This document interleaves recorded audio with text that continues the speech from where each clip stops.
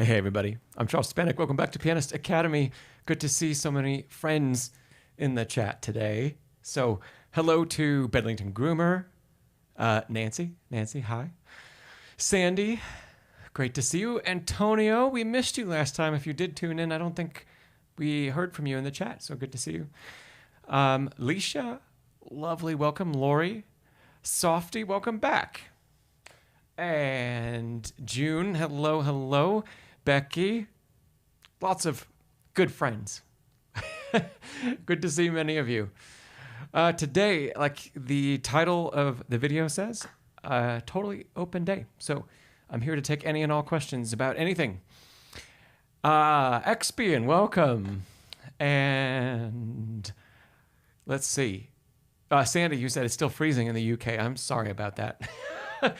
I had to play springtime inspired compositions this morning for me, this afternoon for you, because I think it's going to be 80 degrees here again.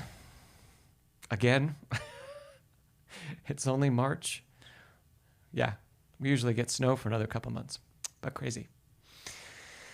So there's already a question in the chat, but it's a totally open session. So what do you want to talk about? Drop it in the chat and let's get started. I will start with Alicia's question and just take them in order, and we'll go from there. And in the meantime, we could talk about anything. If you don't have any questions about your repertoire that you're playing right now in particular, we could talk about theory, we could talk about composition, we could talk about harmonic analysis. Maybe we could even do some listening stuff. It's all up to you. Okay, Laura, you've got some questions about Clementi. Awesome. Awesome. Oh my gosh, Nancy, you said you hit 100 last week in San Diego? 100 degrees? It's not the right time of year for that. Leisha, you asked, you're shopping for a grand. Congratulations. That's awesome. And it's a lot of fun. Enjoy the process. And if I've ever played a W. Hoffman piano, I have not. I'm sorry, Leisha, I have not. Leisha, are you willing to share a little bit about your budget of what you're looking for? And are you shopping for a new piano or a pre-owned piano? And I might be able to help narrow some other things down for you. But totally up to you about sharing that.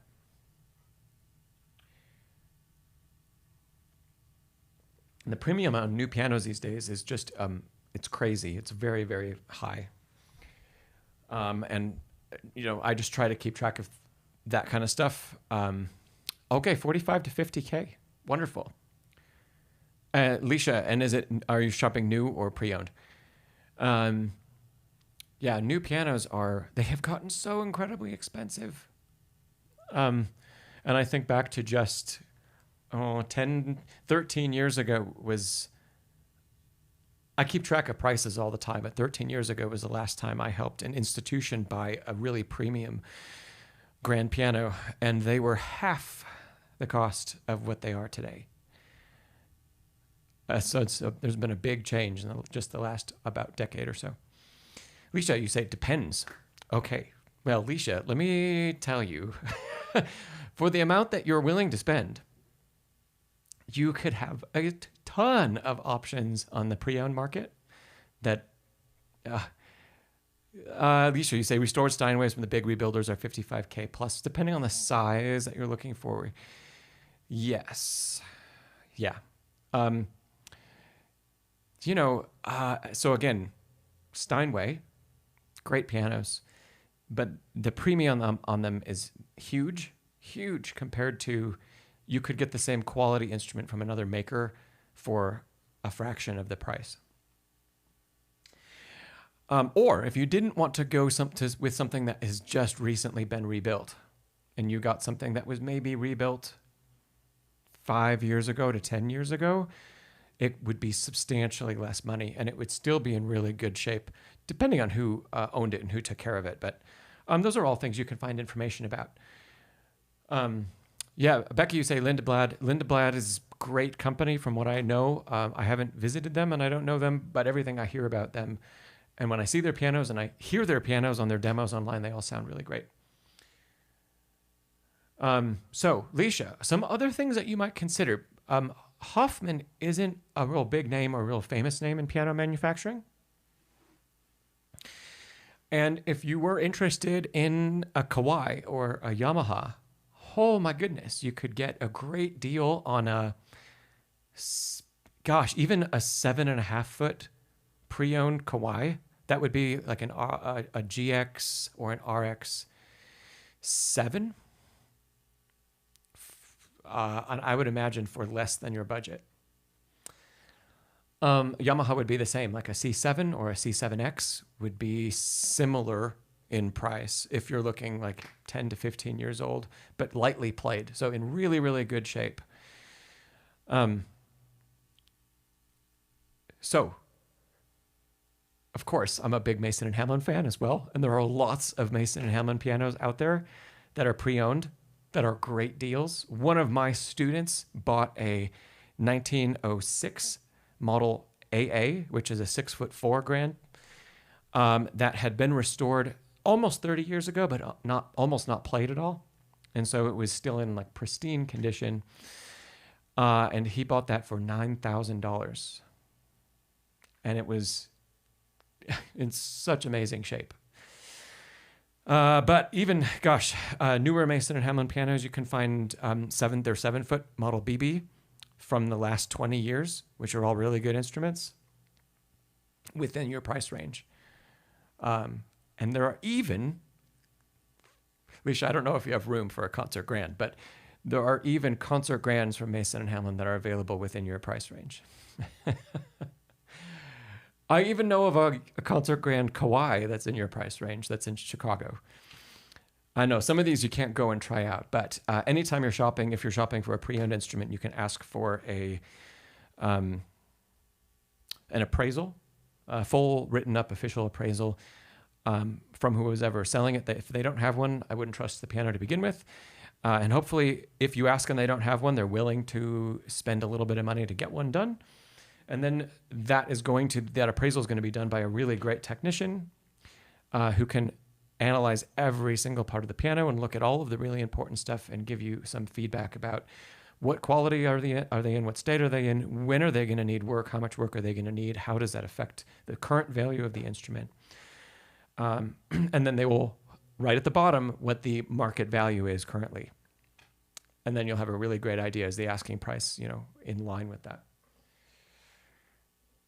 So, Leisha, well, keep us posted. It's a lot of fun, and there are just a lot of options. And if you are willing to go work with a private sale on it instead of a dealer, know that you could save quite a bit of money. The dealer markup on pre-owned instruments is usually 100% or close to. And so that just means that whatever the dealer paid to buy it from whoever traded it in is usually about half of what they're asking for later on. So, yeah. We could keep talking about pianos the whole time. If there are any other questions about instruments and shopping for a piano or brands, I'm happy to answer. I'm sorry I haven't played a W. Hoffman.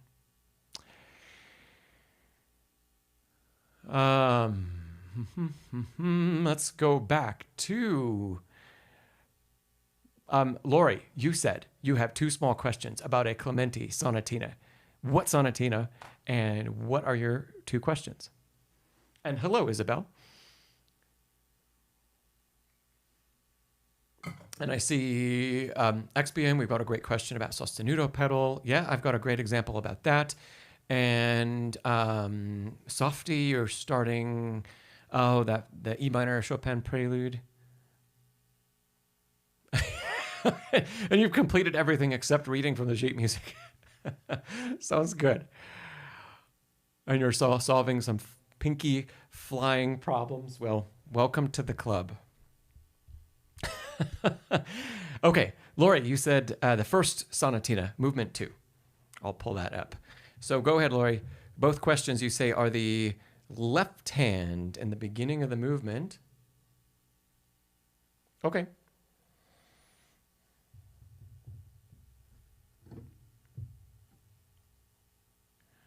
So here's the piece that we're looking at. First question, are you correct that when are you seeing a wrist circle in the left hand beginning of the movement? Yeah, I think that's an appropriate gesture to make. So all of this Alberti bass.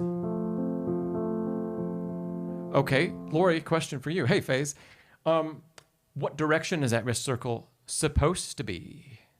According to, if you're practicing your hand and Faber gestures, there is one direction that is much more viable than another.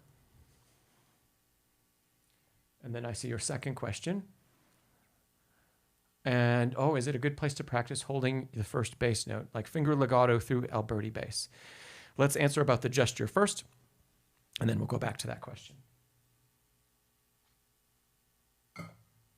By the way, other people can chime in too, even if you're not at your instrument. You can know the answer to that question. What direction is the wrist circle at the beginning of the left hand of this movement? Because if you know the direction of the passage and the hand that it's in, we should be able to answer that question without actually trying it out.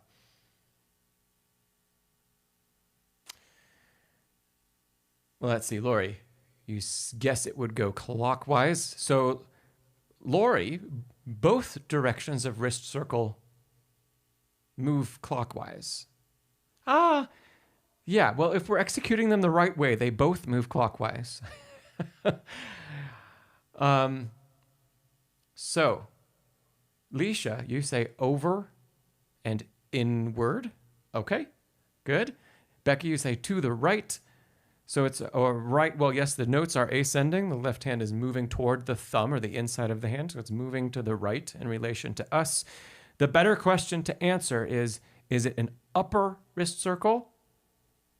Leisha said over for that description. Or is it a lower wrist circle, a down wrist circle? Which one of those two?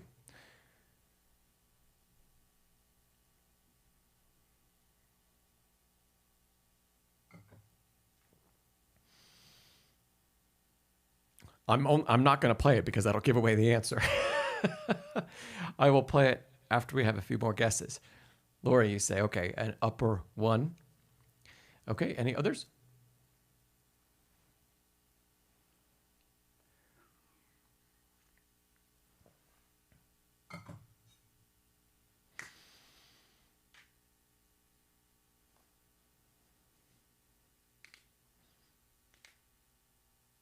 Well, people are thinking about it. Have other people played this sonatina? It's Opus 36, number 1. Have you played the first movement? Have you played the second movement, which is...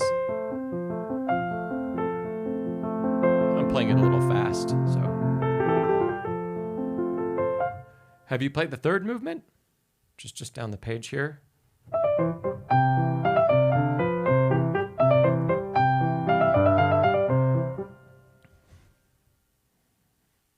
Great little sonatina.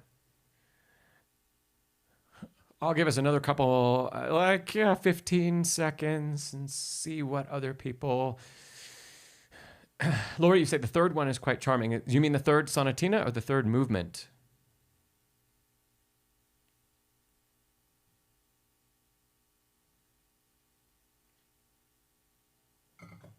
I'm surprised. No other responses. Isabel, you say Hanon Faber... The arc. Okay, good. I know which one that is. Isabel, for your own clarification, is the arc an upper or a lower wrist circle? Sandy, you say many years ago, first and second movements. Very cool. Very good. Very good. Okay, Becky, you say upper. Bedlington Groomer, you say upper. Good. Seems like we are all now in agreement. Isabel, you say upper. Wonderful. It is an upper wrist circle. Good. Okay, how do we know that?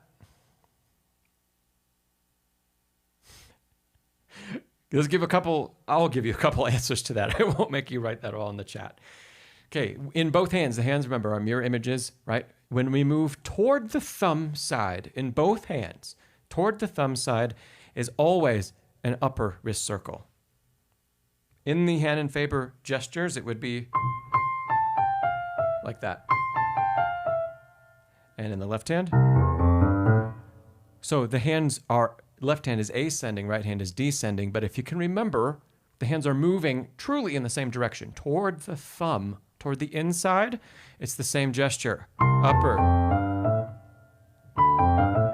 Good. And when we go in the other direction, when we go toward the fifth finger side, we use a lower wrist circle. So, like that. Okay, so back to the piece. Lori, you said, going back to your question, are you correct that you're seeing a wrist circle in the left hand beginning bar 1? Yes. Good. And so it's mostly an upper wrist circle because most of the time the left hand is ascending. And there's one moment, the moment where we need to start the circle over again. So that's the upper wrist circle. And then when we transition back to the F, we need to make a quick lower wrist circle to go from 1 back to 5 to do it again. So that's the kind of motion we can make. And it's not very large because the gesture itself doesn't span very many notes. It's just a triad, right? So even if you were to play this fast, quickly, that's about the size the gesture needs to be. And if you're going more slowly, just to practice having a loose wrist, you could do this. And if you follow the fingering that's given in the score, which is 4-2, it's still the same gesture. And it's the same gesture when you move to measure 3. And the next harmony. And then, yep. However, when we get to the fourth measure, now we have a combination. It seems like the hands are moving in the same direction. They are. But remember, that means opposites. So the left hand makes an over wrist circle and the right hand makes an under. So that would be over, under. Yep. Good. I'm very glad that when we all started to write in there, we all said that that was an over wrist circle. Isabel even knew the name of it in the Hand and Faber book, the arc. It's gesture 2. Okay, Lori, your second question was, is it a good place to practice holding that first bass note? Yeah. So a lot of people advocate playing this sonatina with little or no pedal, the whole thing. And I don't think we need to do that. I think we can use pedal. And I think we can create an even sweeter sound, just like the marking in bar 1, dolce, if we're allowing the pedal to be used. We don't want to blur that trill in 3, so we don't want to play. Listen to how blurry that is, but instead. But we can use a little pedal to help sustain when our fingers might leave the keys, or in the bars previous.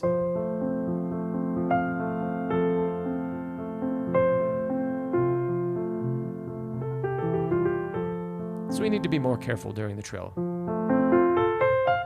And then make sure that we actually obey the rests that are written so there's a release. Oops.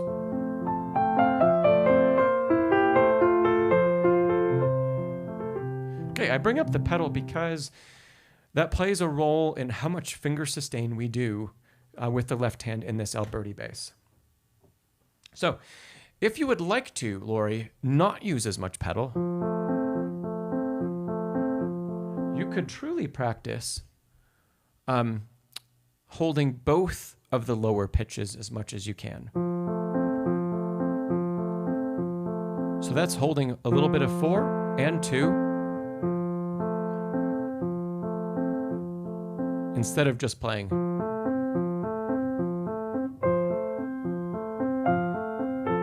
Right?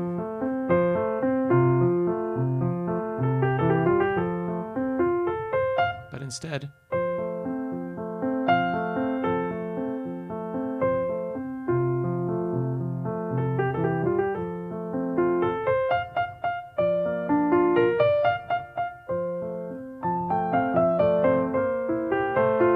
So yes, that is great practice because you're going to want to employ that technique, especially holding the bottom pitch, like you said. However, still without the pedal, there's going to be a gap where that pitch needs to be restruck. And so if we truly want to smooth that out, we have to use pedal. At which point, you don't have to hold any of those pitches anymore because most of the time, the pedal's going to be doing that work, except in that bar with the trill that we mentioned. If you catch this, there's no pedal there, yet finger sustaining all three pitches truly. And then a touch of pedal at the end of the bar to allow that left hand, that texture, to transition across the bar line and connect to the next one. So pedal, then no pedal, but finger sustained. Pedal, and then next bar. Yeah. Yeah, so Lori, you said, you asked because you remember me mentioning about Alberti bass and some Mozart. Yep, back in the day. Yes. It's a traditional approach to Alberti bass. What is the purpose of Alberti bass? Why did composers write Alberti bass in the first place?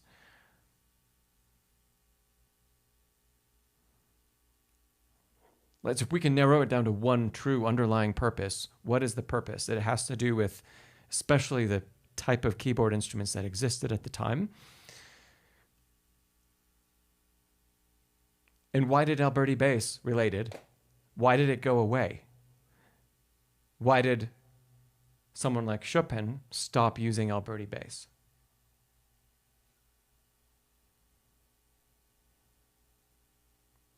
Yeah, Lori, that's part of it. They didn't have our pedal, and Chopin did. So the way, Beethoven started this too late, but a lot of Beethoven's left-hand writing is kind of extensions of Alberti bass. Yeah. So even though we start to use the pedal more and more in Beethoven, especially later Beethoven, Chopin, we really get these figures. If you think about a lot of the nocturnes,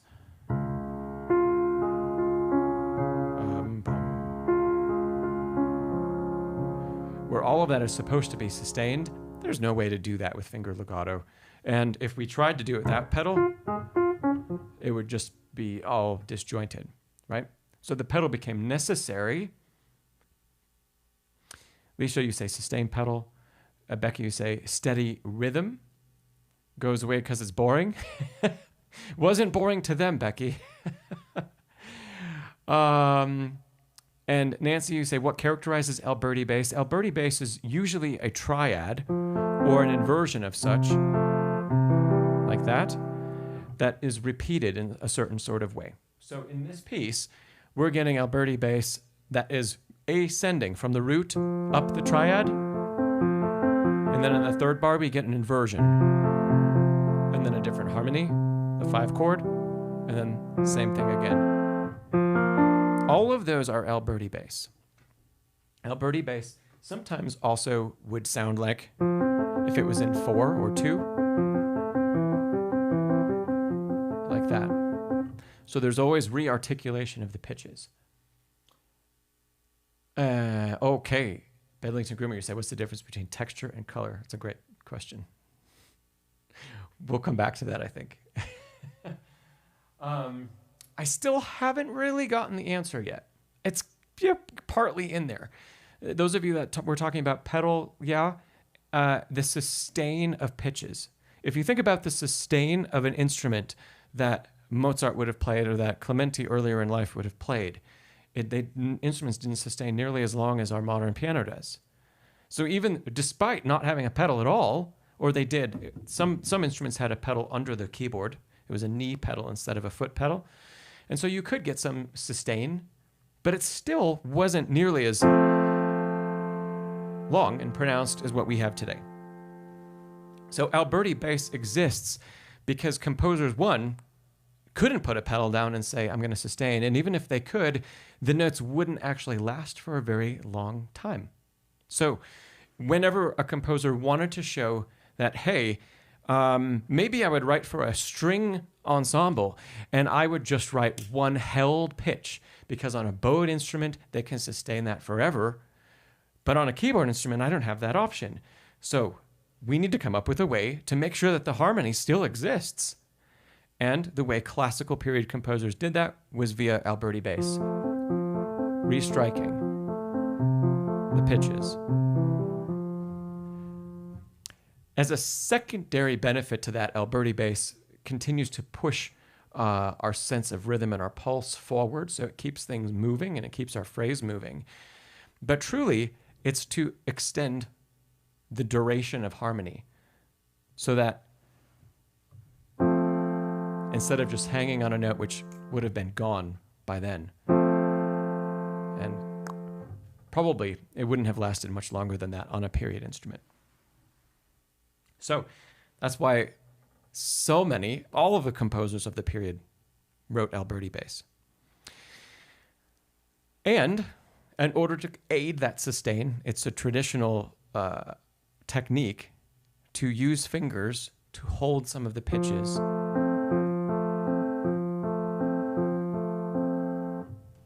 And so we can still employ some of that practice today. Yeah. Okay, so now we know.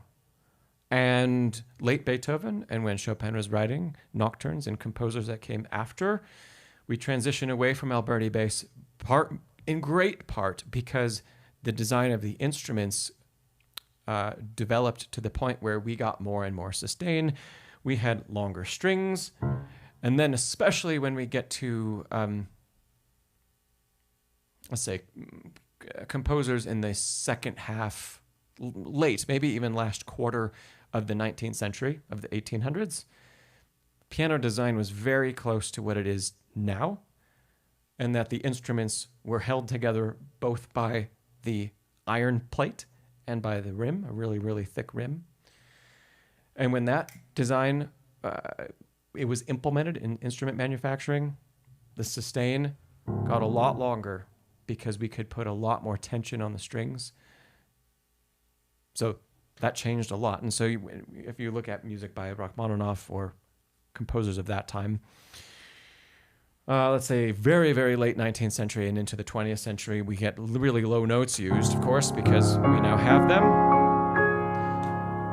But the pedal gets put down and we leave sometimes those areas for very long periods of time, and it still sustains. Beethoven's piano wouldn't have done that, even with the pedal. It wouldn't have done that. That's why Beethoven writes all this stuff, repeating and repeating and repeating.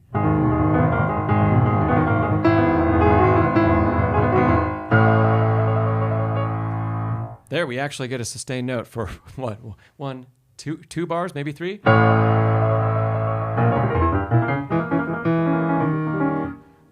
That was a pretty long time. Cool. Okay. We went off on a bit of a tangent there, but great stuff. Okay.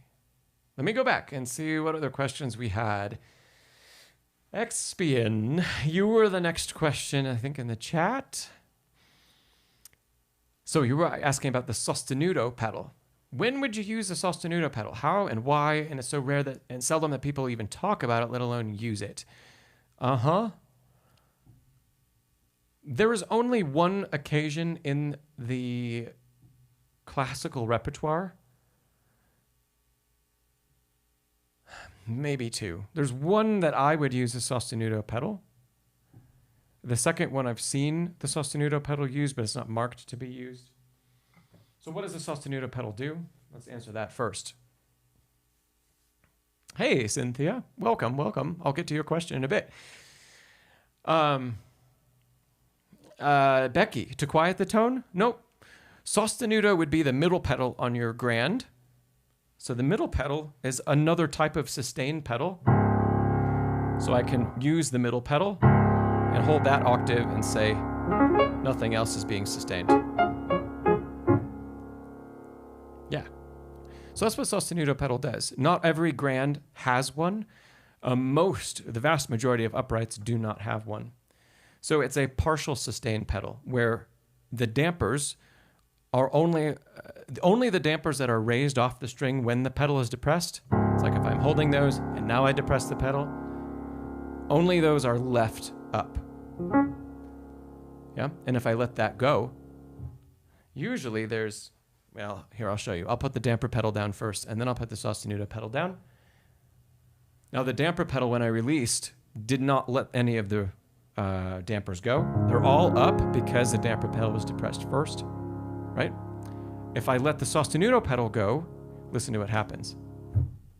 It's pretty noisy because the damper pedal has an infinite control, right? It's a graded pedal. The sostenuto pedal is just, it incorporates a rail in the action that says whatever dampers are up, we kind of put a rail in between, and then that rail holds them up, and when we pull the rail away, they fall down, and they just fall. So it's very noisy. So that's what sostenuto pedal does. So Becky, you are getting that a little confused with the soft pedal or the una corda pedal, which I'm not even a fan of calling it the soft pedal because it really doesn't make our playing softer. It's a change in color. Yeah. Sometimes that change in color is accompanied by a little less sound, but it's pretty easy to play through that. So I try not to think about soft pedal as a dynamic change, but as a color or timbre change. And let's see, Bedlington Grimmer, you say, would a good digital piano have a sostenuto pedal effect? Probably yes. Yeah. And if you have access to the back of your digital, a lot of times there will be 1, 2, or 3 jacks on a digital for the types of pedals you can plug in. Some of the fancy ones will just have one, and it does all 3 functions, damper, sostenuto, and soft pedal. And the wiring inside is more complex. So it takes all of those feeds, if you will. Some other instruments would have 2 jacks. One would be damper pedal and soft pedal, because that's the most common. And then the third one would be for sostenuto. And so you could plug in a pedal box that does damper and soft pedal. Or if you have a pedal box that has 3 pedals, there might be 2 cables coming out of it. And you plug them in 2 different places. And occasionally you'll see a keyboard, a digital, that'll have 3 separate jacks for that. Okay.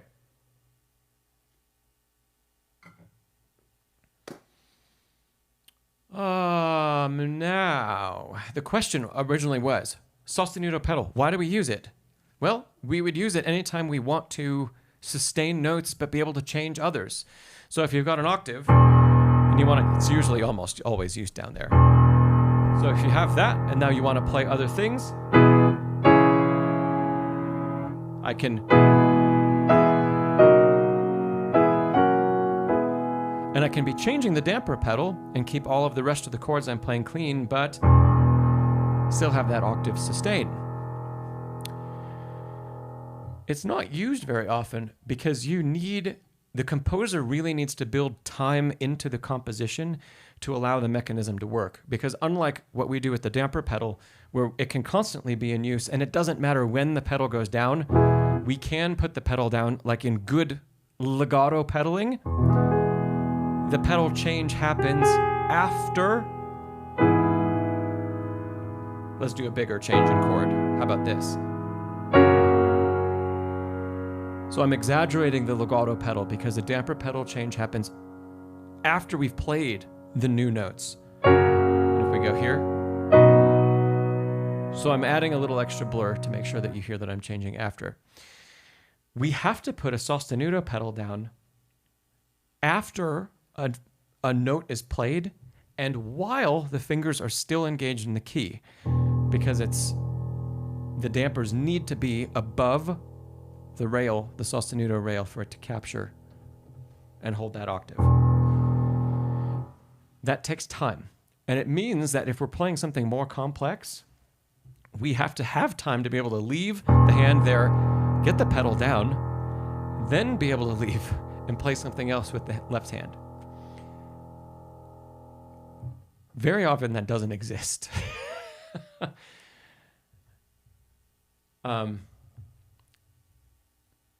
So at least in the typical classical repertoire, there are very few occasions where we have time to do that. I'm pulling one, let's see, one up. And let's see, where is it? If you were to play,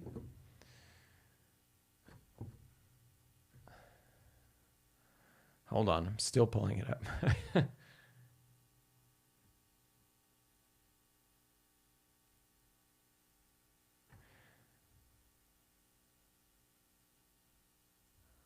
Okay, see if anybody can get this piece without the title being shown. I'm not going to play it yet. How is our score audiation?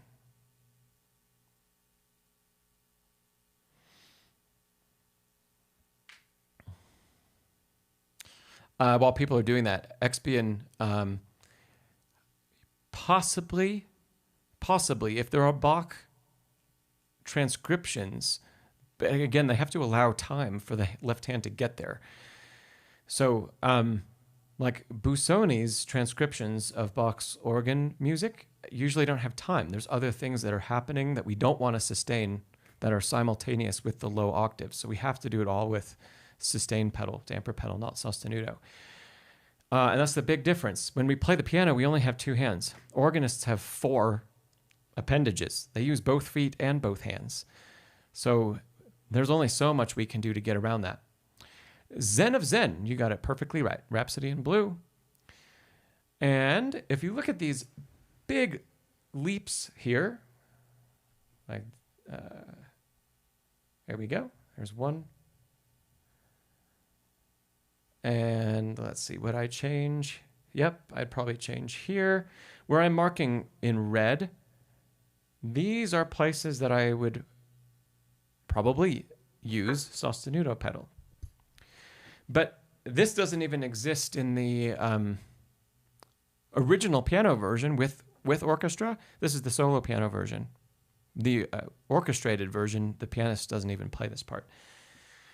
So in order to play this, because there's no way to play everything that's written here right on that first beat, there's no way to play all of that simultaneously. We have to break it anyway. So we have to play the octave first. So this gets played first, and then the rest of it second. That means we have time to actually play something. It's still kind of tricky to employ, but we have time to play the whole note octave, get the sostenuto pedal down, and then play the rest of the quarter notes with both hands together. Let's see if I can do that without any practice.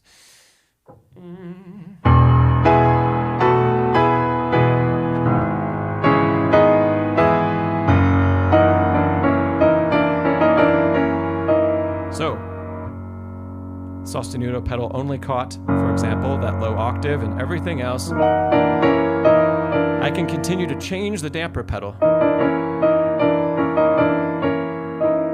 Really every quarter note or so, which means it doesn't turn into just that blur. Hey, backwards fellow. And hello, Calais.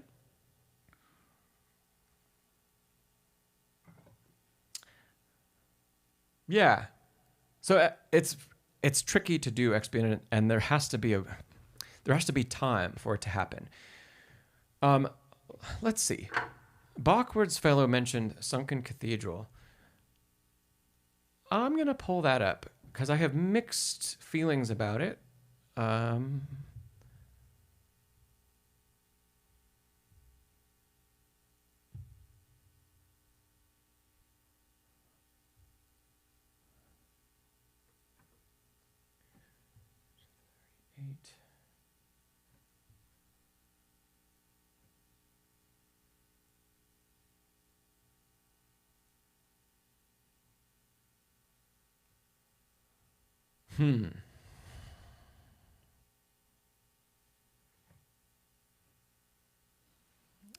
Zen of Zen, you say Debussy's Clair de Lune?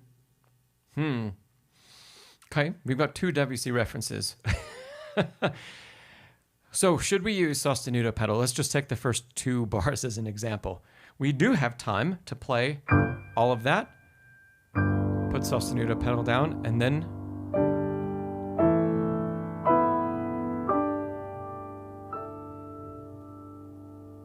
then we could pedal each one of those quarter notes if you wanted to, right?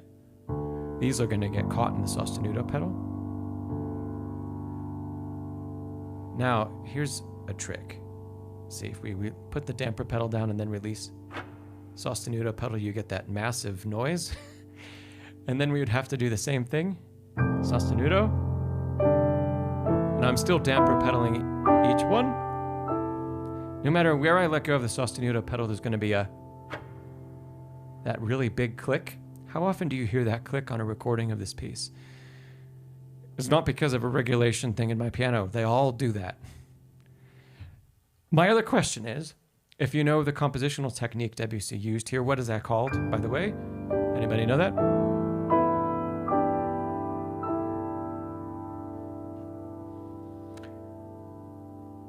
Why would we want to clear up each one of those quarter notes?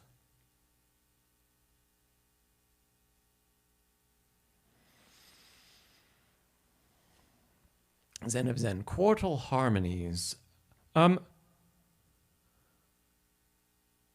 No. There are fourths used in there, but it's not stacked fourths, right? So usually when I think of quartal harmonies, I think of 2 fourths on top of each other like that.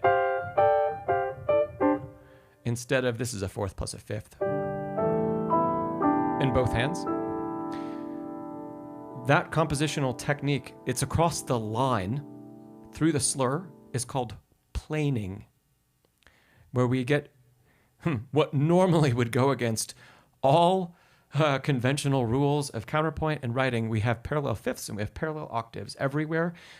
And Debussy employed this all the time for a very specific effect. Planing, P-L-A-N-I-N-G. Often, and I think especially in this piece, he wants us to hear everything blur together. And if it's cleaner than that, I don't think it sounds like we're at the bottom of the sea.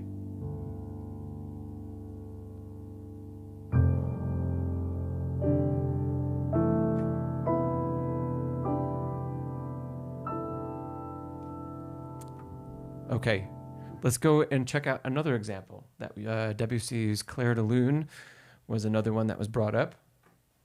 Let me pull those bars up. I think I know which one's 15. It's this E flat, right?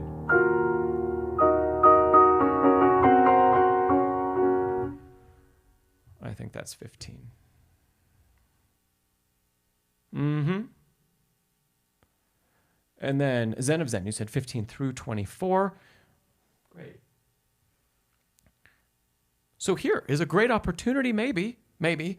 We have those octaves in the left hand, and you can see at the downbeat of 15, there's time. And there's usually a lot of time, because when we play this expressively, we get quite a lot of time to move the left hand to the upper register.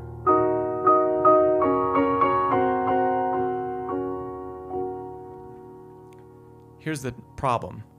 Just like we heard in the Sunken Cathedral, as soon as I need to lift the sostenuto pedal and catch the next one, oh, if I lift both at the same time, it didn't happen.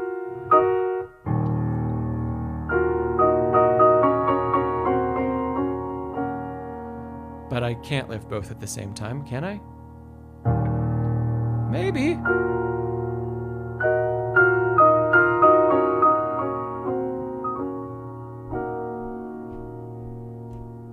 Let's see what happens here.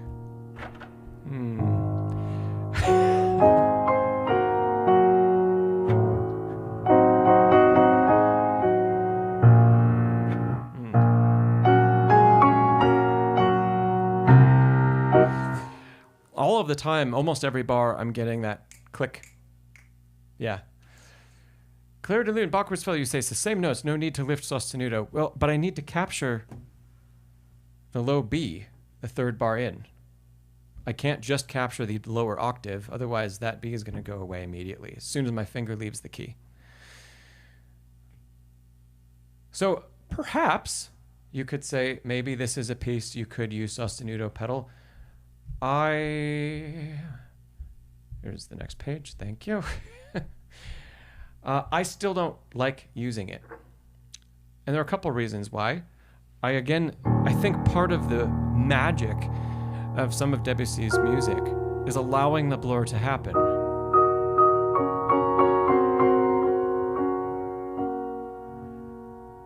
And if a little bit, as we half pedal that, if a little bit of the lowest octave goes away, I'm okay with that. It means I can also have my left foot free to shade things with the soft pedal, the una corda pedal. If I wanted to start with less for a little more sparkle, and then add some una corda as the phrase continues, I can do that because my left foot isn't occupied doing something else. And there's another reason. One of my teachers was quite adamant in saying it's best to be able to play any piece of music without sostenuto pedal. Have a way that you can play it, because you never know. The sostenuto pedal is the least often regulated or maintained or checked, even on concert instruments. You never know if you're going to show up and have to play something and the sostenuto pedal is just not going to work. Maybe it's been disengaged completely, or maybe the regulation is so far off that it's only catching certain dampers, even if you execute it correctly. So he would always say, just don't plan on using it ever, because there's a chance it's not going to work for you. And you don't want your performance to be messed up because you only have one plan to get through the passage. Yeah. Yeah, Sandy, you said nasty click. Yes. Perhaps even louder because my microphones are in the piano. So they're very close to where that's actually happening, but it would still be audible in an audience, for sure.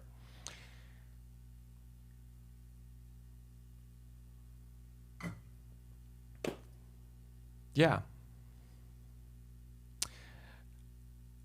The one time going through this that I was able to get that sostenuto to release without the clicking happened, let's see, I hit this down and I played a bunch of stuff I need a damper pedal for.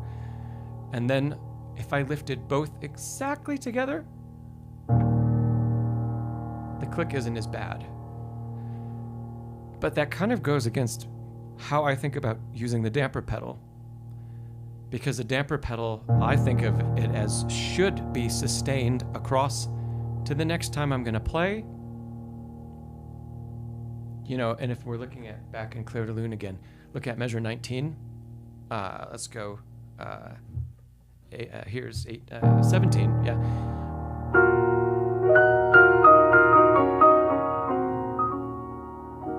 So that was with sostenuto and damper pedal. If I... let's try that again. My brain is so used to thinking about sustaining the right hand, not just with fingers, but with the damper pedal. Let's try it again. Now, that means I need to lift, not lift. No, both need to come up together. No, I didn't raise the damper pedal.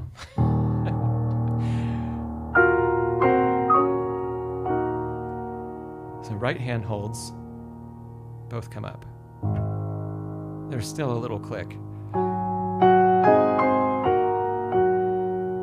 And then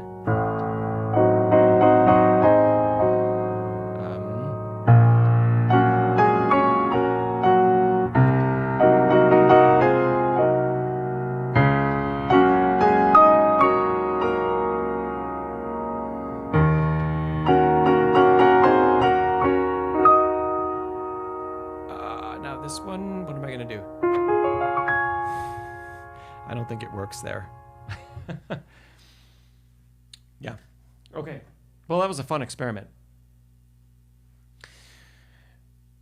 That's piece looks like, and these bars look like they have great opportunities to use that, but I can't get the sustain that I want across a couple of the measures employing that method, because I have how the damper pedal needs to be used, and as soon as the damper pedal is engaged like that, then we hear all the noise that's generated.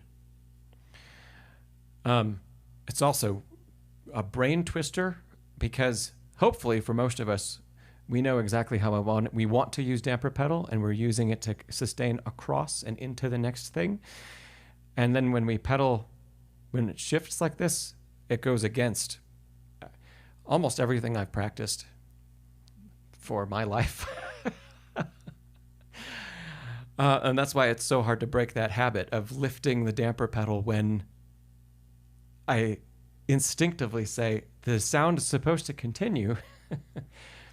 Anyway, cool talk. There is a little bit on the tone-based channel of the girl with the flaxen hair, of the sostenuto pedal being employed, and it's Thibodeau, and he's using both the una corda pedal and the sostenuto pedal at the same time with the left foot turned really at a big angle. It's interesting. I don't think it's necessary, and truly, personally, I think the pieces lose a little bit of the magic of what makes them Debussy when we try to clean them up so much. If we try to sustain certain things, and it's not a rule that we can follow every time Debussy writes like that. Every time we have a sustained pitch somewhere and we have movement somewhere else, very often we cannot sustain only the pitch that's marked as a dotted half note with other things, or a whole note with other things going on. We don't have that choice because there are too many other things happening. So, yeah. There you go. That was very in-depth. And yeah, Cynthia, you're absolutely right. Almost no uprights have a sostenuto pedal. Steinway does, Mason and Hamlin does. I don't know about the big European brands like Busendorfer and Bechstein, etc. So perhaps if you have a really, really, really premium upright piano, it might have a sostenuto pedal. But yeah, like Sandy says, the middle pedal on most uprights is a practice pedal where it puts a felt strip in between the hammers and the strings, if the upright even has a middle pedal to begin with. A lot of uprights only have 2 pedals. Okay. Fun talk. Okay, let's move forward.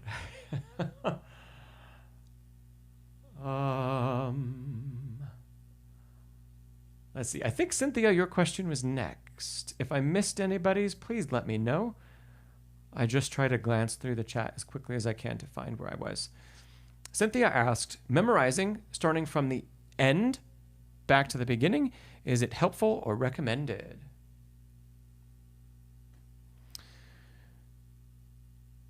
There can be good reasons to memorize from back to front. I just need to respond to Bachward's fellow's comment. AI only found 5 pieces associated with sostenuto pedal, so just avoid those pieces, he says. Except Rhapsody in Blue. Everybody that plays seriously, I think, should play Rhapsody in Blue. Well, it's just such a staple. Even if you're not American, I think it's such a staple of 20th century repertoire. Bachward's fellow, could you list the other 5 pieces? I would love to know what AI came up with. Okay. I'm going to open this up to everybody, Cynthia, and see if people know the answer. And Cynthia, what are your thoughts already? What is the benefit of memorizing back to front? Why is that sometimes taught? I think that's a comprehensive enough question. Why would we start from the end?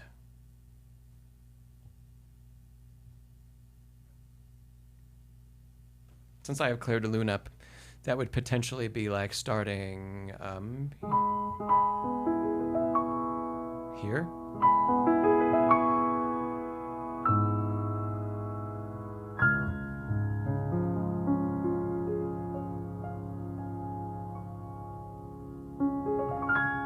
Memorize that first. Why?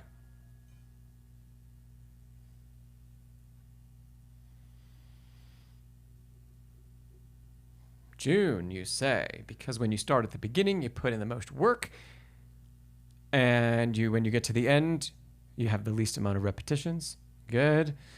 Nancy says you get stronger as you go through the piece. Yeah, if you started at the end, memorizing from the end and work your way back to the front, then yes, you have an opportunity to get stronger as you go through the piece.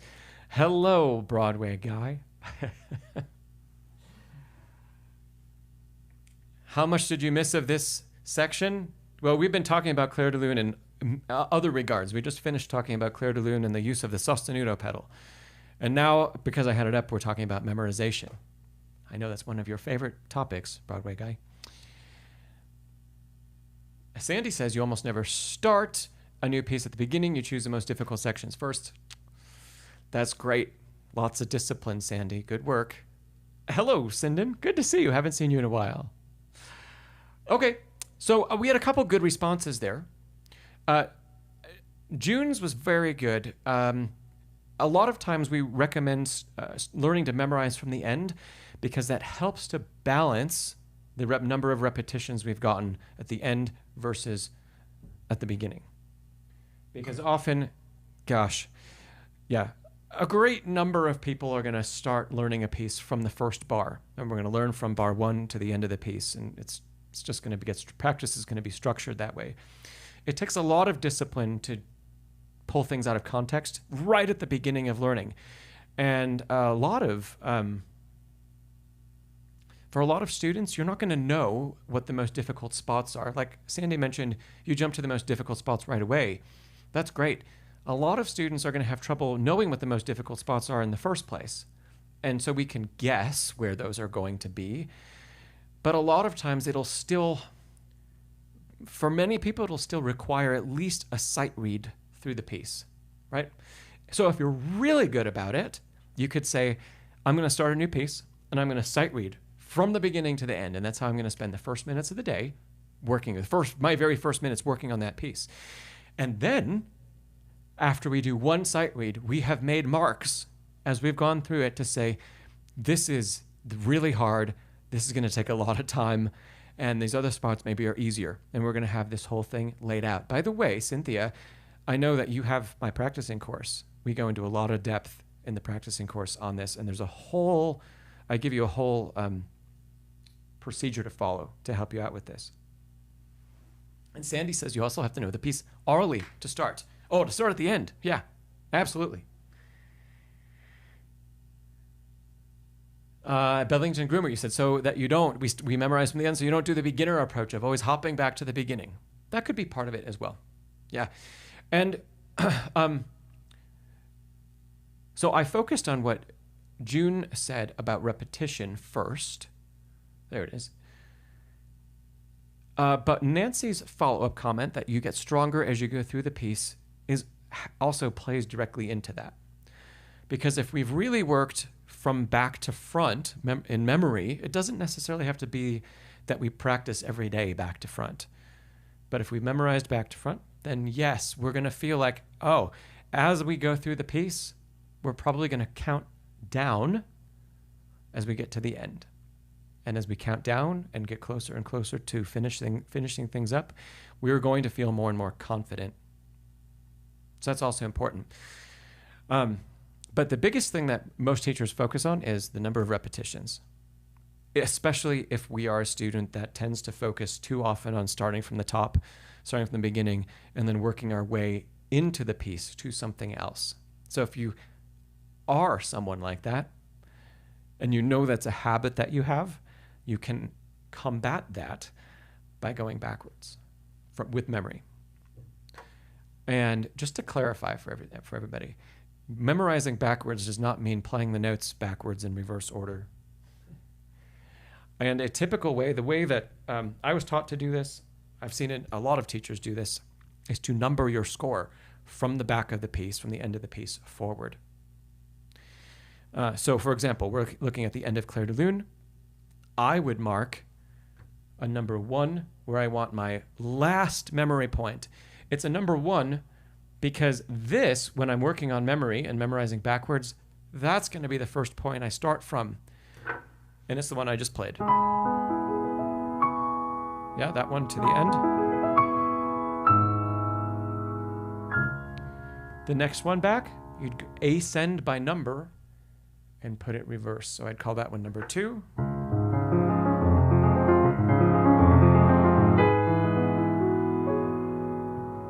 Yep. And then you'd continue on. Hopefully, you know your musical sections well enough that you can number this backwards.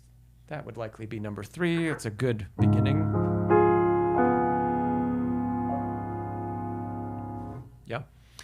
And you continue creating as many segments as you need to, working from back to front. I don't go into this particular concept in my video that's on here on YouTube about the interleaved practice technique, but you will notice, if you've seen that video, that the score that I'm using, I have numbered sections from the back to the front. And it's for the reason we're talking about now. It doesn't have anything to do with interleaved practice. Interleaved practice is about dividing things up and being able to start anywhere at random, right? And underneath that, only giving yourself one repetition and saying, it's got to be, well, this is where I am, right? Today, this is performance today. The one repetition I get, and if it needs to be better, we learn from that. We learn how to make it better. Or we get really, really solid and focused single repetition that reinforces in a great way what it's like to perform the piece. But in that video, I do number the score backwards because I have a habit from my teacher back when I was 14 or 15 years old that said, memorize it backwards. And so now whenever I create sections, they're always from the back to the front of the piece. It depends on the length of the piece. I don't always follow that approach if I'm working on memory. Really depends. But then I have it there if I need it and I want to employ that practice technique.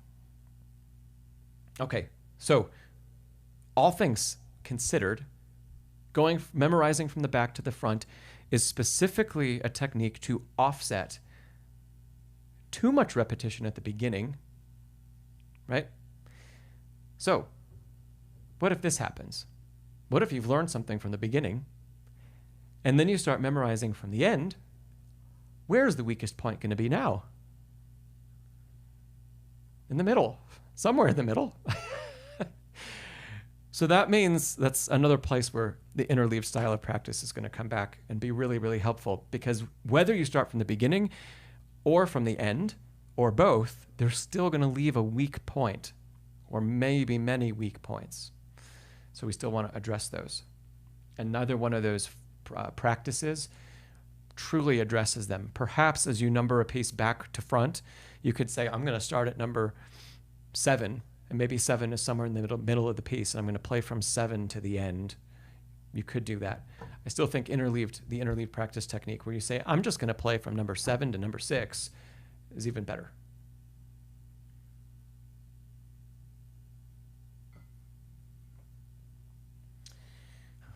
Let's see, Backwards Fellow, you've been adding to our, by the way, Cynthia, sorry, before I move on, Cynthia, if you've got another question, follow up, please drop it in the chat. I'm happy to go back into a little bit more if anybody else does. Backwards Fellow has been dropping in some of the uses of sostenuto pedal. So potentially 3 WC pieces. Okay, interesting. The Rachmaninoff Prelude. Yeah, so I've heard the 3 that you meant, the 5 that you mentioned that AI gave you that are maybe the most famous ones. I still disagree with using it, I think, in all of the cases, because I think we still lose some of the magic of what's happening in those moments when things are too clean and too clear. Yeah. I'm a fan of more pedal than not, especially in the romantic music. And we clarify our notes with voicing and projection, not by taking more pedals. That's a deep cut. That's a deep thought. So think about that, everybody. You can be using a lot of pedal and you can still play clearly if we really know how to phrase something and voice something well. And the bigger the hall you play in, the more often you want to use full pedals, because you want to take advantage of the entire soundboard and the entire instrument as much as possible, because it's the soundboard that's resonating, right? And that's helping us project. And if you need to project to 20 rows or 30 rows, it's what I think about if I'm playing professionally. Lots of things are going to have pedal, and a lot of pedal. And I might change it more often, or I'm going to work on voicing things in a certain way. But I want to use that pedal, unless it's a really, really, really live hall where just the sound goes out and it rings for ages. Then I need to use significantly less. But that's because the space is acting like the soundboard. I don't need as much in the instrument. And then some of the other things, backwards value that you mentioned, those are, so there's some where sostenuto pedal is only to hold harmonics. Yeah, those are interesting things. For example, just to give everybody an idea of what you're talking about, I don't know the piece, the Granger piece. I've probably heard it at some time or another. But some modern composition, you'll silently press, let's just take the bottom octave. So you'll silently press before you start usually. So all of those dampers are raised. And if I put the sostenuto pedal down, I'm holding all of those pitches. And I could play something else.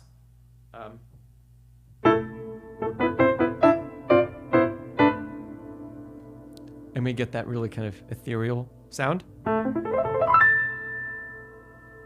It's almost like reverb, but it's being made inside the piano.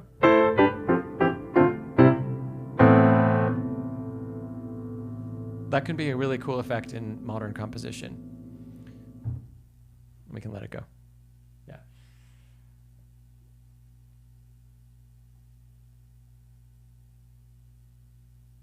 Backwards value, thanks for the bit of history there. Sostenuto pedal was patented by Steinway in 1874, and it did exist during Debussy's lifetime, but it wasn't standard on many of the European pianos that he played. Backwards value, this sounds like a copy and paste. Is this from AI? Therefore, he likely did not rely on it, instead creating his signature atmospheric sustained sound using the damper pedal and careful finger legato. Okay. Good. Let's go back and grab another question. By the way, Cynthia, please feel free. I haven't heard anything back from you. If you have a follow-up question about memorization, we can always come back. Let's see. Somewhere in here, Bedlington Groomer asked, what's the difference between texture and color?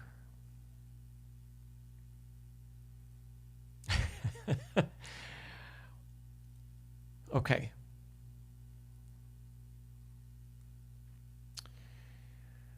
I'm going to try to describe this in maybe more visual terms with a little bit of demonstration as well.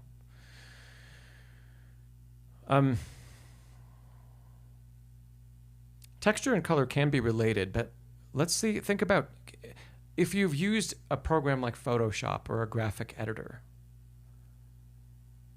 Texture is like having different elements of the image that you're working on separated out. So in music, we might say melody is one texture. Maybe there is a counter melody, that's another texture. Maybe the bass is another texture. Maybe there's some kind of rhythmic motif that's a different texture.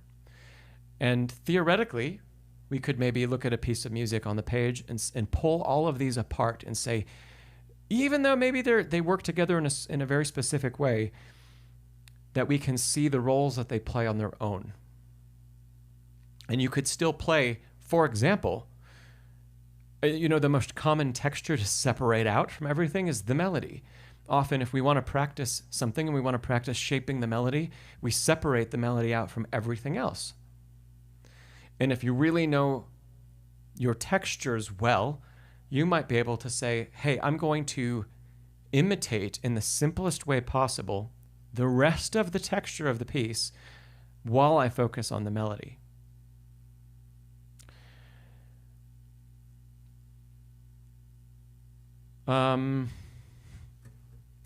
Here, since Clair de Lune is up on my iPad, I'll give an example from that.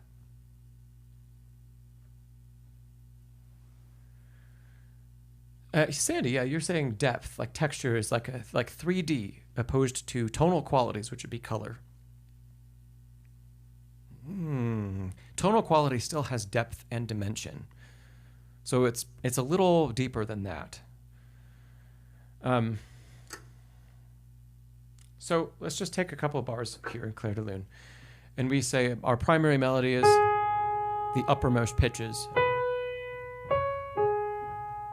Okay, but we have a secondary texture that is duetting. I'll try to mark some of these with highlighter. So in yellow, we've got our uppermost texture. Bum, bum, ba-dum. Okay, let's say in green, we've got a duetting voice. Now we don't get a, let's see. Oh, it is. It's a dotted quarter note. So that is supposed to sustain through the bar and go back down. So now we have two textures, and then those are shared on that last pitch. Great. Now we have a third texture, which is the rhythm.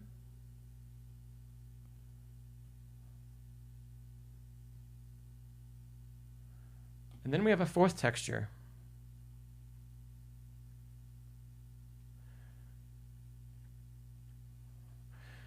Great. Okay, that encompasses everything that exists there. As you're practicing something like this, do you have the ability, this is one of the ways texture can come into play, do you have the ability to separate any of those out from the others? Can you, for example, play only the melody with the bass line? So yellow and blue put together.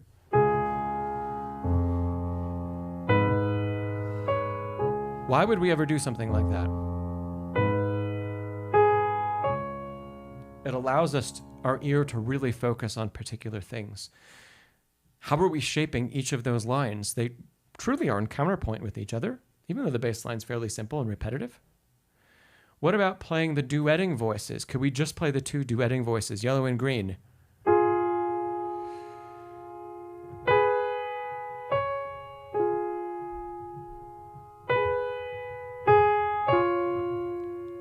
Can you work on voicing those two separately so that we're not just playing them equally because they're both with the right hand? They don't get equal weight, they don't get equal dynamic, but they're separate and they're playing separate roles. What about, can you play everything except the melody line?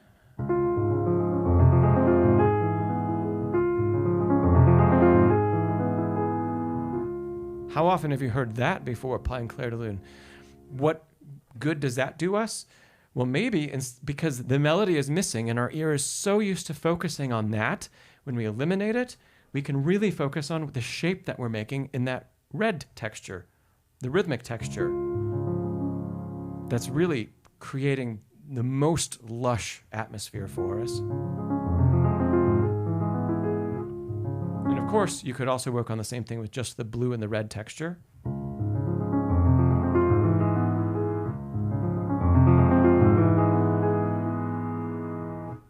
Yeah?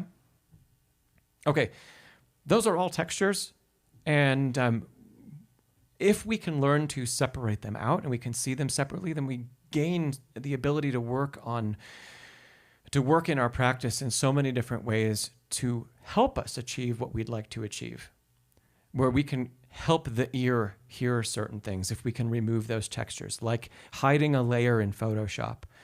Say the melody is a layer, and I'm going to hide that layer so I can focus on the rest of the image that we're creating. Let's see. What else about texture? I mentioned about being able to simplify textures. Let's say we want to work on again, playing the melody out and phrasing the melody, but we don't want to do that only with the melody note by itself. We want to give it some more foundation. Then we can say, can I play the rest of the textures? Can I play all of the notes on the page? I'm going to play, let's say, the yellow texture as written. Most of the rest of the textures I'm going to sum up as best as I can into a blocked chord at the beginning of each beat. So for example,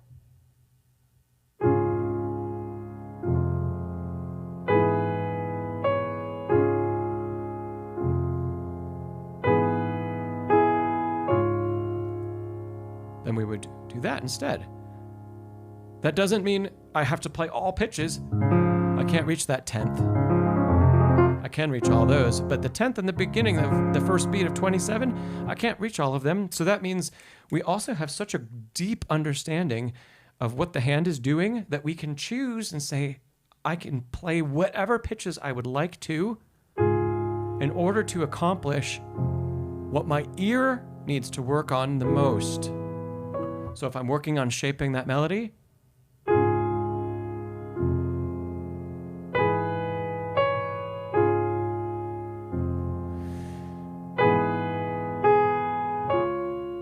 so then you can hear how much that's being voiced up. And then when we play everything back together, is it still possible to create that much separation with all of the busyness the red texture adds?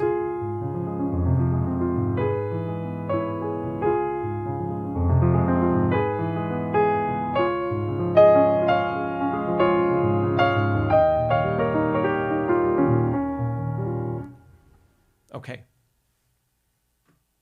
I think that's a pretty good idea about texture and the different ways that we can see it and use it. Texture can be register, so that's high, medium, low pitch, right? Texture can be a rhythmic effect.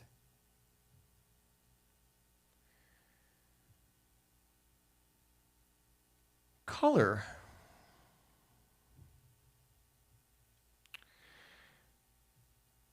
If you were to describe, everybody here, if you were to describe what color is this chord, what would you say? It doesn't have to be a color of the rainbow. That's not necessarily that's not what color means. If you're synesthetic, it does, because people with synesthesia see colors and shapes in their mind when they hear music. I think that's both a blessing and a curse. I don't have that. Hey, C Drive, well, it's good to see you. I hope your dentist appointment was okay. Broadway guy says maroon. Isabel said joyful. Okay. Yep. Good. Color could also, it could be an emotion. Zen of Zen, warm, airy. That's interesting because I personally wouldn't put those two words together, but you have a reason to. Warm and airy. Yeah. Bedlington Groomer, not tinny, not brassy. Uh-huh. How about a positive Bedlington Groomer? What is it? If it's not tinny and not brassy, what is it? Broadway guy, dark brown with some strong red. Zen of Zen, warm, lower registers. Yeah. See, these are all good. And what's really interesting, unlike texture, which I think has a really specific way that we can separate it out that we will all agree on in analysis, all of the terms that are coming in now are very individual. Broadway guy, you say velvety. A Bedlington Groomer, not tinny, not brassy. You said C earlier. I don't know if I see it. Oh, rich and deep.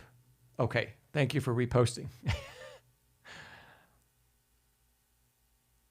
Great. Yeah, those are all good. I really like Broadway Guy's velvety color. I think of this also like that. It's just really soft, or like, especially the first chord here. It's like a warm blanket. Not a scratchy wool one, like like a cashmere. Like, you just want to be wrapped in it.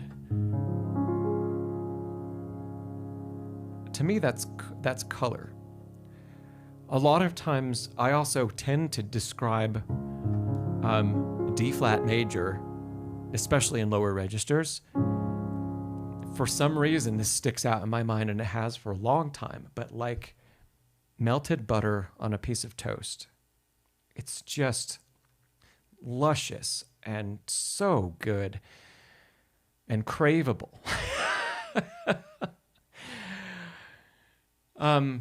Lori says, demonstrate opposite in color. Okay, how about this? I think that's quite opposite, even though it's only a half step away. So here's, and you can, all of you feel free to chime in. What do you think that sounds like? To me, that is bright and more joyful, I think, and positive. If I were to actually give a color to it, it would be yellow. It's like lemon juice. If I really like food analogies because I love food. Sandy says, the best key ever. Backwards fellow, you say festive. Broadway Guy, golden. Golden and yellow are pretty close, yeah? Yeah, like sunlight maybe. Sunlight at a certain time of day, like noon, 12 o'clock noon, and you've been in the shade and you walk into the sunlight, especially if that's like a choir of angels. Yeah, as opposed to early morning sunlight might be, and dusk might be. Now I'm changing pitches. You don't always have to change pitch to change color. And that's a great thing that we can talk about as we study any piece of music. How we choose to bring out certain textures or voice certain pitches, what we draw the listener's attention to changes our perception of the color. So, for example, when I play this D major chord, I, on purpose, to elicit a strong contrast from D flat major, voiced up the top note. And in doing that, oh, it sounds even brighter than if I didn't do that. It still has some brightness, but when I voice the top note up, it's exaggerated. Yeah. But if we go back to D flat in this different register, if I play up the uppermost note, that's not as velvety as that is. So even with the same pitches, we have control over how we color every note in a piece of repertoire. We're taking two chords and putting them side by side. A great pianist thinks about this across every pitch.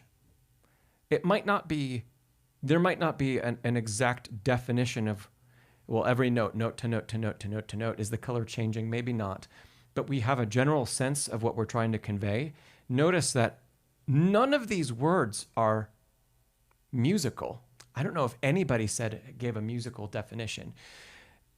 Zen of Zen was the closest because you mentioned lower registers.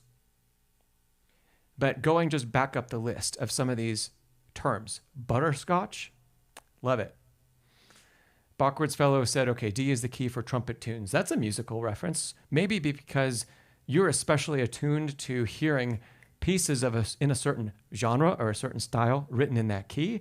And so then you're more aware of that type of color because of an association. Let's see, Bach words values, yeah, festive, golden, rich, deep. Those aren't musical. Warm, velvety, dark brown, but strongly red, not brassy, warm, airy, maroon, joyful.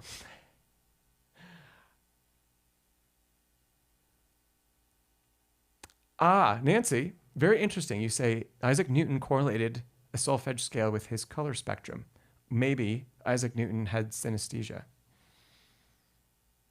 Because everyone that I have talked to that's synesthetic, they do not give the same descriptors, which is also really interesting, that our individual perceptions and our individual lives and our experiences change how we hear timbre, and they change our associations and where our mind goes to first. So, while as a performer, linking this back, as a performer, we might be able to say, I know how I intend to color this chord, and I have a really clear image of what I want the tone to represent. This also goes straight into how I like to teach about storytelling and things like that. There are so many benefits of practicing with storytelling, and they just run the gamut far deeper than we're going to even get into today. But this is also part of that. If you stop thinking about every single note and you start thinking about the color of a phrase or the color of what you're trying to say, or how that color is linked to an emotion, then we are trying to say something with a piece of music instead of just playing notes and rhythms. And then we start to be really in control of, well, when we manipulate that color or that emotion, how does that change the end result? And how does it change it for the listener? None of that is to say that the listener is ever going to have the same perspective or interpretation that you do as the performer. It's another thing I think is really interesting. And there have been a few occasions where I've done this in concert where I'll play a piece of my music. And people know the title, so they kind of have a glimpse of maybe what the piece is about from my perspective. But sometimes I've done this right before intermission, where I'll play a piece, and before I play it, I'll say, I would love to hear the images that you think of or the story that you think of as you hear this piece, or what is it bringing to mind for you?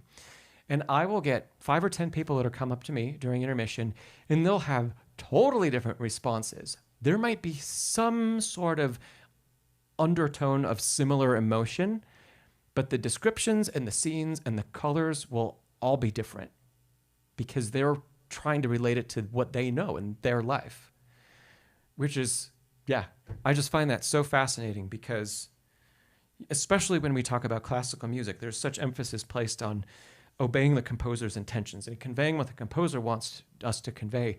And still, every single person that hears the same performance is going to walk away with a slightly different feeling about it because we're all hearing it and taking part in the creation of music in a slightly different way from each other. So, yeah, Bachward's Fellow, you said association, joyful pieces of Bach's that you're familiar with are often in D. That would have been even more pronounced, of course, in Bach's time without equal temperament. Each of the keys would have had a even more distinct color. Nancy, you said Isaac Newton was thinking of waves in light and in sound. Very interesting. And how, yeah, the visual spectrum and different wavelengths and different, that is very interesting.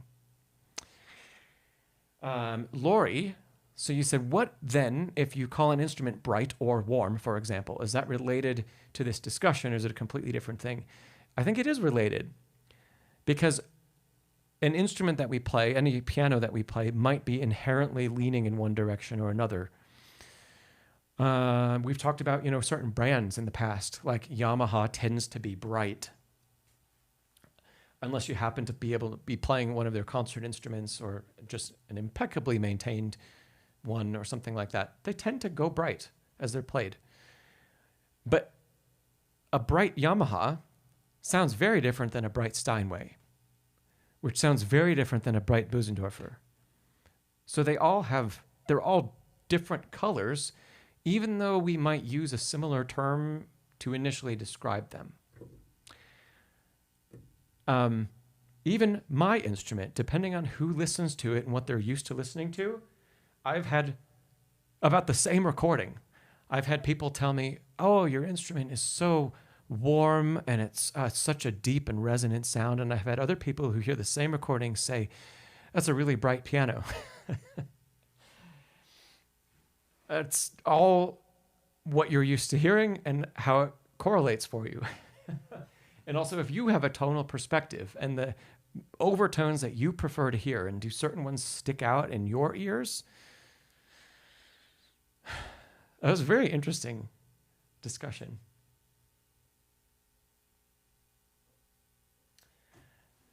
Hey, Sergio.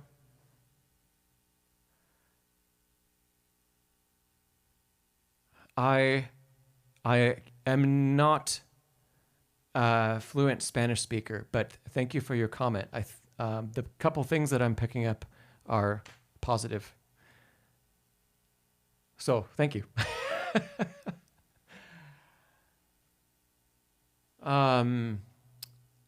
Great stuff.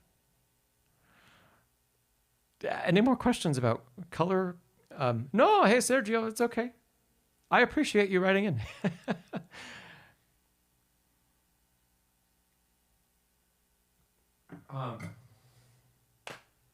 Yeah, any other talks about color that we'd like to have? Color versus texture.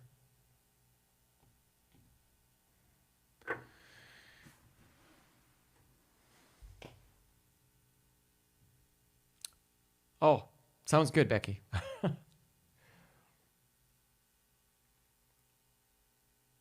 XPN, about color. You say you think that Stravinsky wrote at times to set people on edge and to disturb them if he wanted to. Yeah. And it's also, let's think about that for a second. Isn't it interesting how the Rite of Spring, for example, is still it's a very dissonant piece. But would the Rite of Spring today cause a riot to break out like it did during Stravinsky's time? Probably not. Why is that? We've had a lot of other very experimental music in the meantime. And our ears, if you have heard it before, if you've heard 12-tone music and you've heard atonal music, and you've heard some other really modern forms of composition, Stravinsky might all of a sudden not sound that dissonant anymore. So it's all perspective and, yeah, relevance to what you've experienced. Whereas I know people that maybe really like to listen to very tonal, very rich, like cinematic music, things that don't stray very far from diatonic or, like basic chromaticism. And if they heard Stravinsky, they would be like, oh, this is breaking my brain and this sounds so terrible. I don't feel that way, but I've heard a ton of music. And if you have heard a ton of music too, and you've experienced the gamut of genres in the classical realm, Stravinsky probably doesn't bother you anymore. Thank you, Sergio.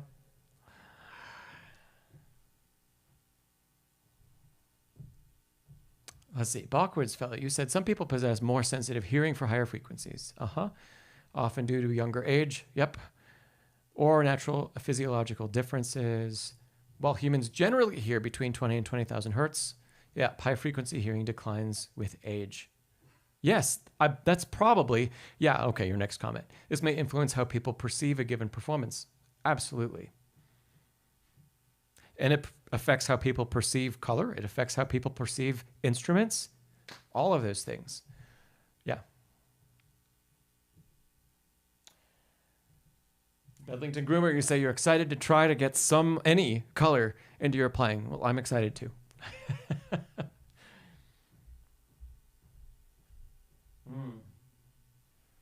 Okay. Hey, we've got a little bit more time. 15, 30 minutes or so. What topic do we want to get into next? The stream is your oyster.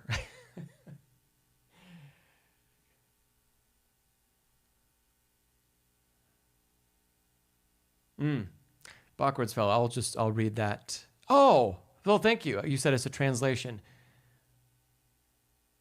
The emotion and feeling in each musical note reflects your meaning. Absolutely. Playing the piano, feeling the music, creating the bond between piano and performer. Loving what you live. Mm-hmm. Mm-hmm. Lovely.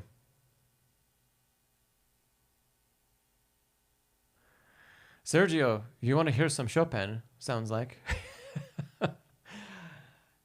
Let's see. Expian, you said. Oh, okay. It's about sostenuto and Bluthner. Cool. Well, let's see.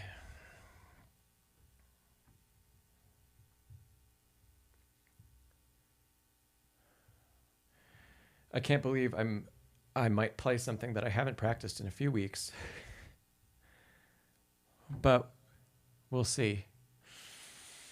I don't know if I'll play the whole thing. I never. Yeah, well, let's see.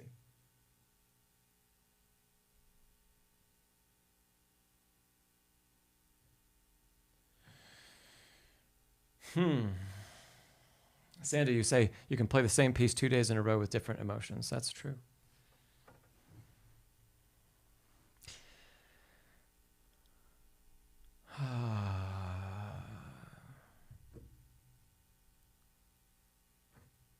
Maybe I'll just play half of this little thing, since I think Sergio requested some Chopin. I haven't played on a stream in a long time. In fairness, I've only spent a couple hours reading through this, but we'll give it a go. You can name the piece.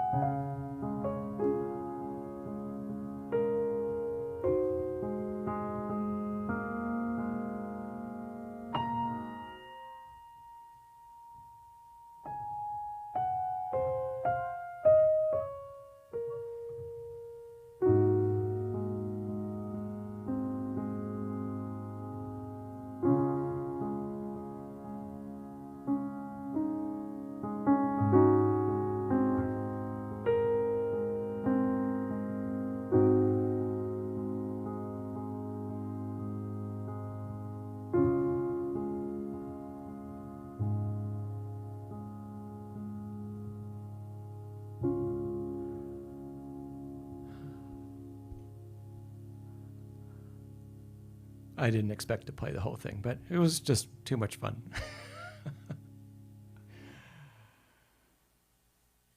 Oh, good. Many of you got it.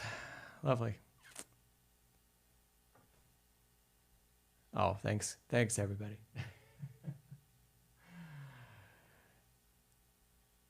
Oh, thanks for the translation, backwards fellow, and thank you, Sergio. Okay. Hey, good times. Are there any other questions today?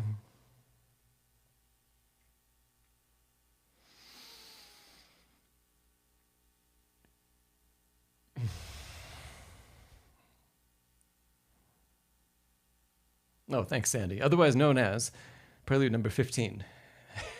D flat major. Yes. Opus number. What opus number are the Chopin preludes?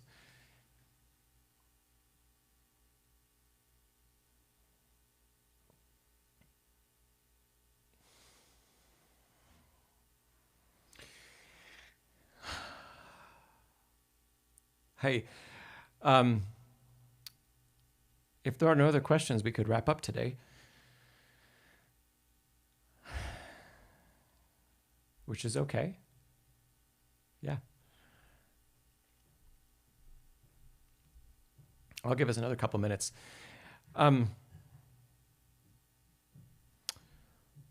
Yeah, so hey, just shout out about a couple things on the channel. If you haven't seen it yet, I did a video, I think it was just last week, feels like a long time ago. Thanks, Andy, Opus 28. A video last week on mindset and why it's so important in study and music and practice, and no matter where we are in our journey, how important mindset is and things we can do to change it for the positive. If you haven't seen it, I believe it came out last Friday. Yes, and I recently put out a new course on Schubert's Moment Musical in F minor, Opus 94, number 3.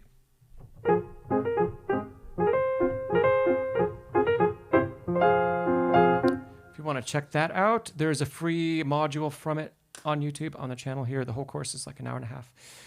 And of course, if you want to really learn how to practice so much better and get some crazy awesome insights from some other professionals, including one of my teachers, the best tuba player in the world, among others, among other people, they're all a part of my practicing course, Mastering Your Practice. There's a link to that in the description. And there's also, you get all of my courses when you join Next Level Pianist Academy, my membership group. So that's in the description too. And you can check out all of that stuff, and we can hang out much more often. We do 2 sessions a week in that group, and they're live on Zoom. So I actually get to see you instead of you all just seeing me. Thanks for being here, Zen of Zen. And, backwards fellow, please. Yeah, we would love to hear a performance. Absolutely. And Nancy says, hit the thumbs up. Yes, please. And Becky, thank you. Thanks for being here, Isabel and Benlington Groomer, Sandy, Sergio, Alicia, June. I know I'm going to miss some people.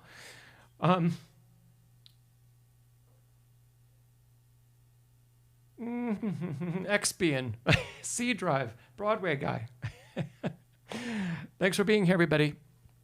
Our next one of these, I'll just mention that quickly. If you like to mark it on your calendar, will be Wednesday, April 8th. That'll be our next stream. And as always, this is in the description as well. We do performance and masterclass stuff here on these live streams. It's a great opportunity to get plugged in, and especially if you don't have a teacher, even if you do see a teacher, but especially if you don't have a teacher, it's just awesome. You can send in a video of anything that you're working on. A lot of people that are here today have taken advantage of that, but just a reminder. And we share it together, and we talk about the good things, the good, the bad, and the ugly, and how we can make the bad and the ugly good. So, all right, everybody, have a great rest of your week, and thanks again for being here. And I'll see you hopefully around the channel in the comments in Next Level Pianist Academy. I know some of you are in there, or I'll see you on the next stream. Okay. Bye-bye.